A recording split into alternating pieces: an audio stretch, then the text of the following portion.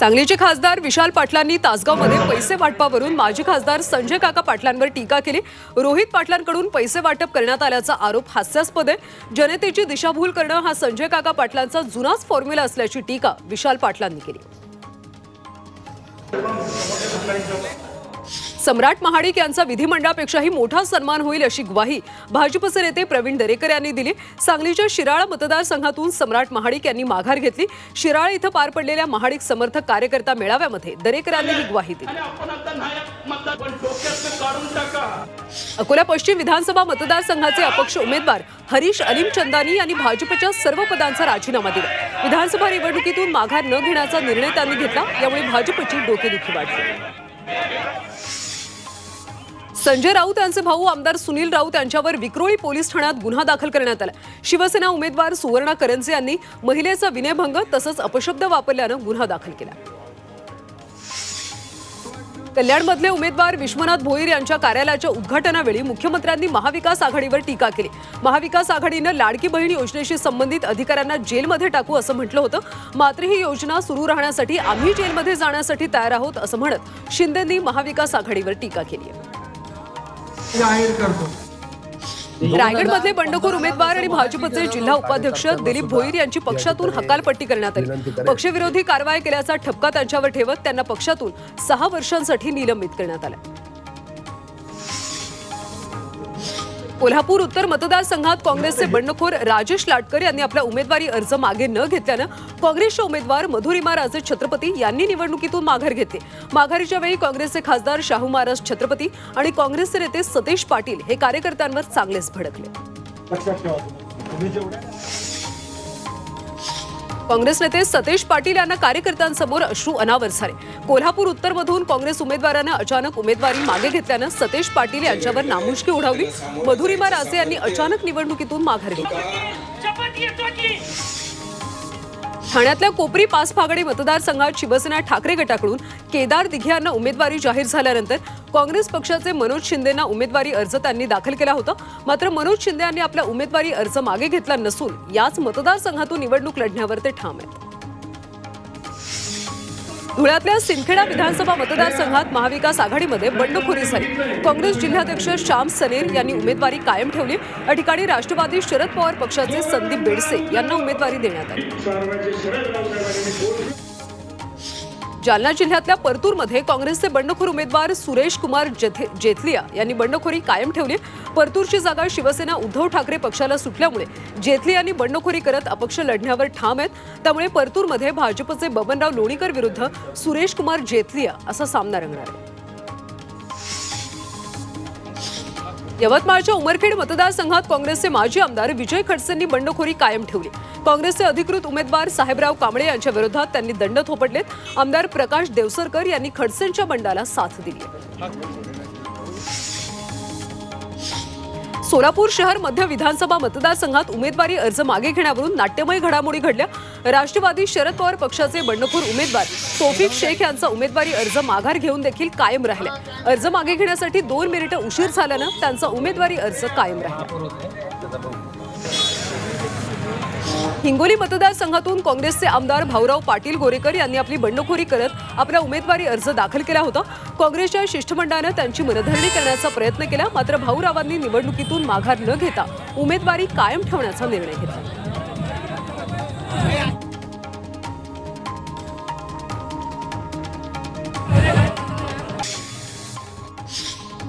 भंडारा जिल्ह्यातल्या तिन्ही विधानसभा मतदारसंघात बंडखोरी रोखण्यासाठी वरिष्ठ नेत्यांना अपयश आले। महाविकास आघाडीकडून काँग्रेसचे पूजा ठवकर यांना उमेदवारी देण्यात आली, त्यामुळे शिवसेना उद्धव ठाकरे पक्षाकडून बंडखोर नरेंद्र पहाडे यांनी उमेदवारी अर्ज दाखल केला, तर शिवसेनेकडून नरेंद्र भोंडेकर रिंगणात असल्यानं भंडाऱ्यामध्ये आता तिरंगी लढत पाहायला मिळाली। धुळे ग्रामीण मतदारसंघात महाविकास आघाडीमध्ये बंडखोरी झाली। ठाकरेंच्या शिवसेनेचे माजी सहसंपर्क प्रमुख हिलाल माळी यांची उमेदवारी कायम आहे। हिलाल माळी यांनी सहसंपर्क प्रमुख पदाचा राजीनामा देत धुळे ग्रामीण मतदारसंघात उमेदवारी अर्ज दाखल केला होता। अलिबागमध्ये शिवसेना उद्धव ठाकरे पक्षाचे सुरेंद्र म्हात्रे यांनी उमेदवारी अर्ज मागे घेतला। मातोश्रीवरून आलेल्या आदेशानुसार अर्ज मागे घेत असल्याचं त्यांनी स्पष्ट केलं। यामुळे अलिबागमध्ये शेकापला मोठा दिलासा मिळाला। चित्रलेखा पाटील निवडणूक लढवत आहेत।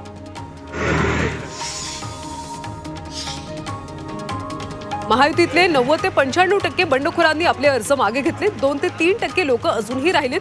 त्या संदर्भात महायुती निर्णय करणार असल्याचं उपमुख्यमंत्री देवेंद्र फडणवीस म्हणाले. तिन्ही पक्षाचे उमेदवार असले तरी ते महायुतीच्याच मागे उभे राहणार असं फडणवीस म्हणाले.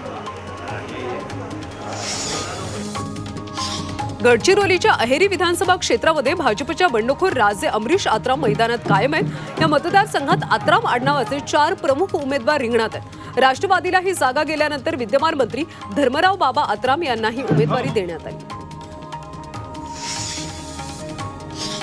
वाशिमच्या रिसोड विधानसभा मतदारसंघात भाजप नेते अनंतराव देशमुखांनी बंडखोरी कायम ठेवली. यामुळे या मतदारसंघात तिरंगी लढत होणार आहे. आम्ही लढण्यास तयार असून याआधी सुद्धा अनंतराव देशमुखांचा पराभव केला होता. आताही आमचाच विजय होणार असा विश्वास शिवसेनेच्या उमेदवार भावना गवळी यांनी व्यक्त केला. भाजप नेत्या हिना गावित यांनी बंडखोरी कायम ठेवली. नंदुरबारच्या अक्कलकुवा मतदारसंघातून हिना या अपक्ष निवडणूक लढणार आहेत. महायुतीकडून ही जागा शिवसेनेच्या आमशा पाडवींना मिळाली.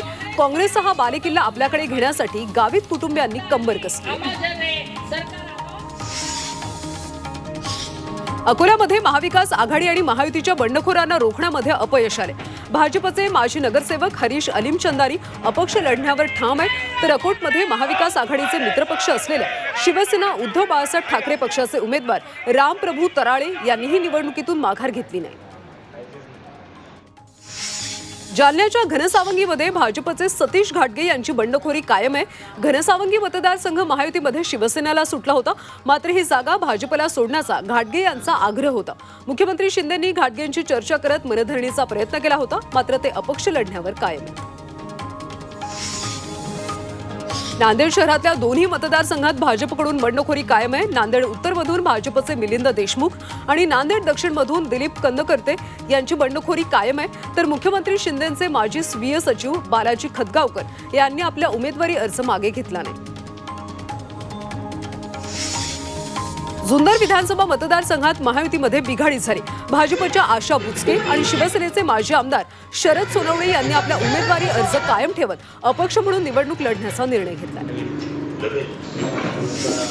मोर्शी आणि आष्टी विधानसभा मतदारसंघात महायुतीमध्ये मैत्रीपूर्ण लढत होणार. मोर्शी मतदारसंघात राष्ट्रवादीकडून देवेंद्र भुयार तर भाजपकडून चंदू यावलकर मैदानात उतरलेत. आष्टी विधानसभा मतदारसंघामध्ये भाजपकडून सुरेश धस तर अपक्ष उमेदवार बाळासाहेब आजबे यांच्यामध्ये सामना होणार आहे. अकोल्यामध्ये महाविकास आघाडीचे बंडखोर उमेदवार राजेश मिश्रा आणि भाजपच्या पदाधिकाऱ्यांमध्ये जिल्हाधिकारी कार्यालयाबाहेरच बाचाबाची झाली. राजेश मिश्रा यांनी उमेदवारी अर्ज मागे न घेतल्यानं भाजप पदाधिकारी आणि मिश्रा यांच्या समर्थकांमध्ये भांडण झालं. काँग्रेसच्या बंडखोर नेत्या जयश्री पाटील सांगली विधानसभेतून मैदानात उतरल्यात. त्यांना चिन्ह वाटपामध्ये हिरा हे चिन्ह अपक्ष उमेदवार म्हणून मिळाले. आजपासून त्यांच्या प्रचाराला सुरुवात होणार आहे. सांगली काँग्रेस कमिटी समोरून जाहीर सभेतून त्या आपल्या प्रचाराचं रणशिंग फुंकणार. गुहागर विधानसभा मतदारसंघातून भाजपचे बंडखोर उमेदवार संतोष जैतापकर यांनी निवडणुकीतून माघार घेतली. उद्योगमंत्री उदय सामंत यांच्या प्रयत्नांना यश आलं. संतोष जैतापकर यांच्या उमेदवारीमुळे महायुतीचं टेन्शन वाढलं होतं. धुळे शहर विधानसभा मतदारसंघामध्ये महायुतीतल्या बंडखोरांचं बंड अखेर शमलंय. शिवसेना शिंदे गटाचे जिल्हाप्रमुख बंडखोर उमेदवार मनोज मोरेंनी आपली उमेदवारी मागे घेतली. मुख्यमंत्री एकनाथ शिंदेंच्या आदेशामुळे आपण माघार घेत असल्याचं मोरेंनी स्पष्ट केलं.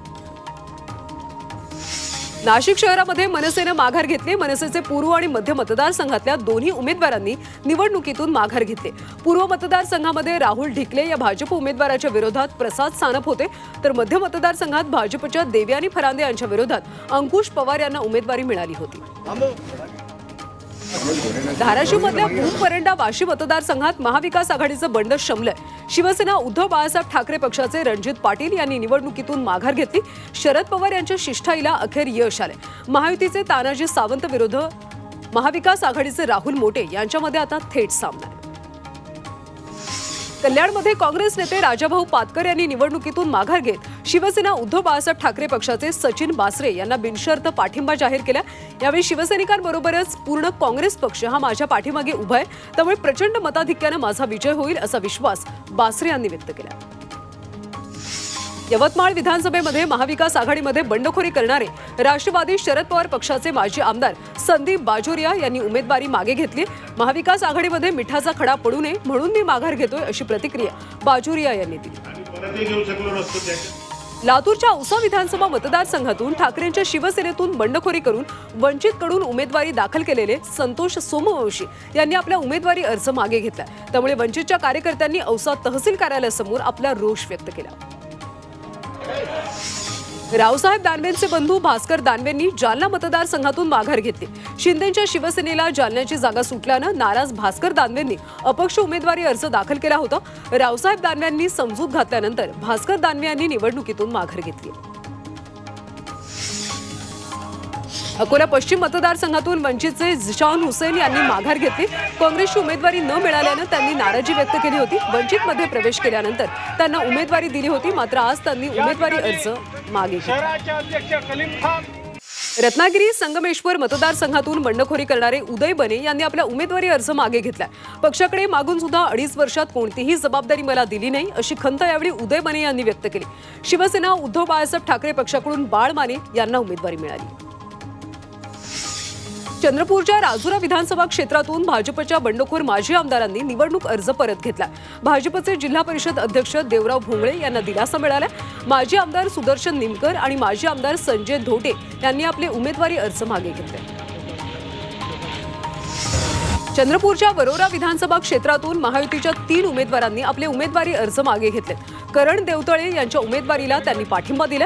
राष्ट्रीय ओबीसी आयोगाचे अध्यक्ष हंसराज अहिर भाजप बंडखोरांचे अर्ज मागे घेण्यासाठी मनधरणी करत होते। धुळे शहर विधानसभा मतदारसंघात सकल मराठा समाजाच्या 2 उमेदवारांनी आपले अर्ज मागे घेतले।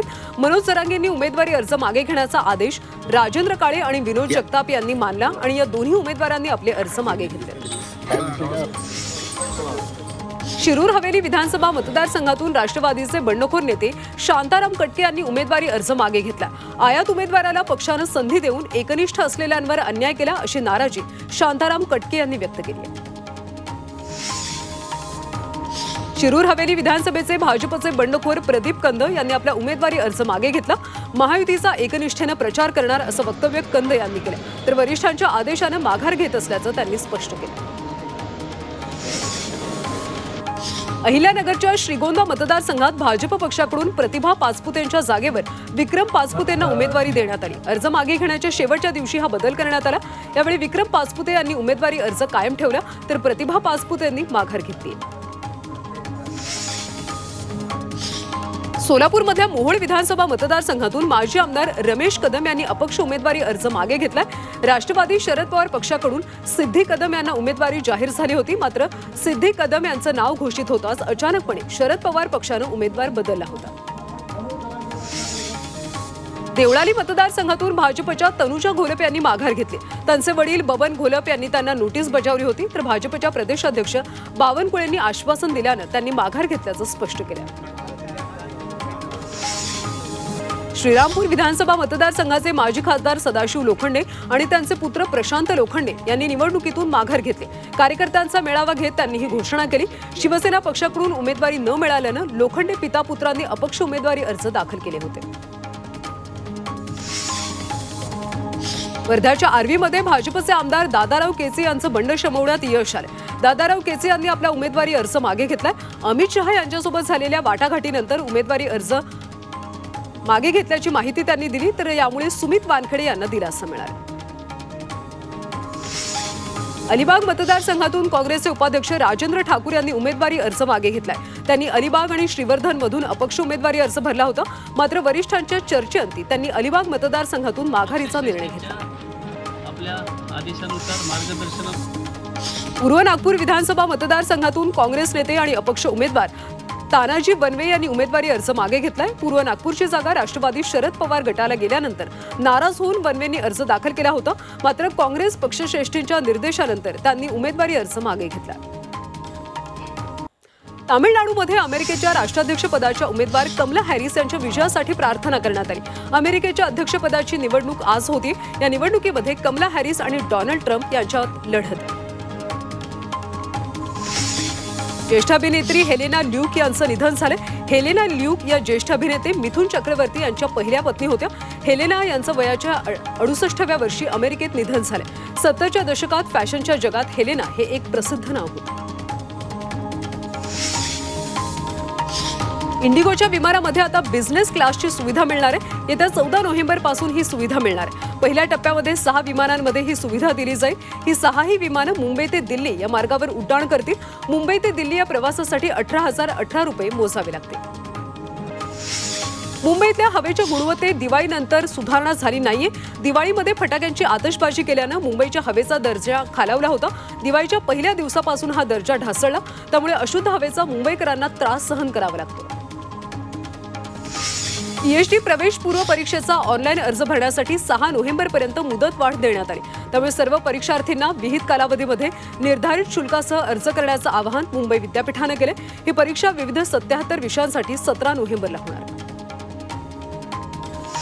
10वीच्या परीक्षेच्या अर्जासाठी 19 नोव्हेंबरपर्यंत मुदतीत वाढ करण्यात आली. त्यामुळे 6 ते 19 नोव्हेंबर या कालावधीत नियमित शुल्कासह तर 20 ते 30 नोव्हेंबर दरम्यान विलंब शुल्कासह अर्ज भरता येतील. रायगडमधले बंडखोर उमेदवार आणि भाजपचे जिल्हा उपाध्यक्ष दिलीप भोईर यांची पक्षातून हकालपट्टी करण्यात आली. पक्षविरोधी कारवाई केल्याचा ठपका त्यांच्यावर ठेवत त्यांना पक्षातून 6 वर्षांसाठी निलंबित करण्यात आलं. मनसे अध्यक्ष राज ठाकरे यांनी शिवसेना आणि राष्ट्रवादीवर जोरदार हल्ला चढवला. शिवसेना आणि धनुष्यबाण हे ना उद्धव ठाकरेंचं आहे ना एकनाथ शिंदेंचं. ते बाळासाहेब ठाकरेंची प्रॉपर्टी असल्याचं राज ठाकरे यांनी ठणकावून सांगितलं. डोंबिवलीतल्या जाहीर सभेत ते बोलत होते.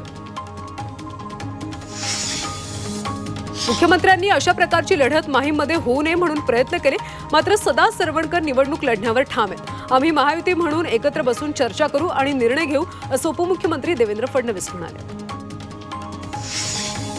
माहीम विधानसभा मतदारसंघावरून महायुतीमध्ये मतभेद नाहीत. सदा सरवणकर यांच्या उमेदवारीला महायुतीनं विरोध केला नाही अशी प्रतिक्रिया भाजप नेते आशिष शेलार यांनी दिली. उपमुख्यमंत्री फडणवीसांनी शेळकेंचा प्रचार केल्यास मावळ पॅटर्न राबवणारच असल्याची भूमिका स्थानिक भाजप नेत्यांनी घेतली. चिंचवडमध्ये नाना काटेंनी बंडखोरी मागे घेताना मावळ पॅटर्नमधून भाजपनं पाठिंबा काढल्याचा दावा केला. पण हा दावा भाजप नेते बाळा भेगडेंनी खोडून काढला. बहुजन विकास आघाडीला निवडणूक चिन्हावरून मुंबई उच्च न्यायालयाकडून मोठा दिलासा मिळाला. बवियाला शिट्टी हे पक्षचिन्ह देण्याचे आदेश मुंबई उच्च न्यायालयानं दिलेत. शिट्टी हे पक्षचिन्ह गोठवल्यामुळे बहुजन विकास आघाडीनं मुंबई उच्च न्यायालयात धाव घेतली होती.